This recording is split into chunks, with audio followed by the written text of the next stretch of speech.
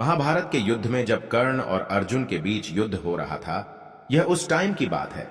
कर्ण और अर्जुन के बीच अत्यंत भयंकर युद्ध चल रहा था। दोनों ओर से बाणों की वर्षा हो रही थी।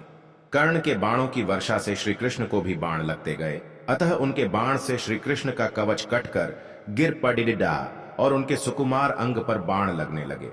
तो रथ की छत पर बैठे पवन पुत्र हनुमान जी एकटक नीचे अपने इन आराध्य की तरफ ही देख रहे थे। श्री कृष्ण कवचहीन हो गए थे। उनके श्री अंग पर कर्ण निरंतर बाण मारता ही जा रहा था। हनुमान जी से यह सहन नहीं हुआ। अकस्मात वे उग्रतर गर्जना करके दोनों हाथ उठाकर कर्ण को मार देने के लिए खड़े हुए। हनुमान जी की भयंकर गर्जना से ऐसा लगा मानो ब्रह्मांड फट गया हो। कौरव सेना भागने लगी। अब पांडव पक्ष की सेना भी उनकी गर्जना के भय से भागने लगी। हनुमान जी का क्रोध देखकर कर्ण के हाथ से धनुष छूटकर गिर गया। भगवान श्री कृष्ण ने तत्काल उठकर अपना दक्षिण हस्त उठाया और हनुमान जी को स्पर्श करके सावधान किया। रुको, तुम्हारे क्रोध करने का समय नहीं है। श्री कृष्ण के स्पर्श से हनुमान जी रुक तो गए, किंतु उनकी पूंछ खड्डी होकर आकाश में हिल रही थी। उनके दोनों हाथों की मुट्ठियां बंद थीं।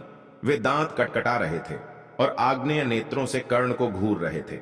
हनुमान जी का क्रोध देखकर कर्ण और उनके सारथी कांपने लगे। हनुमान जी का क्रोध शांत न होते देखकर श्री कृष्ण ने कड्ढे स्वर में कहा, हनुमान, मेरी ओर देखो।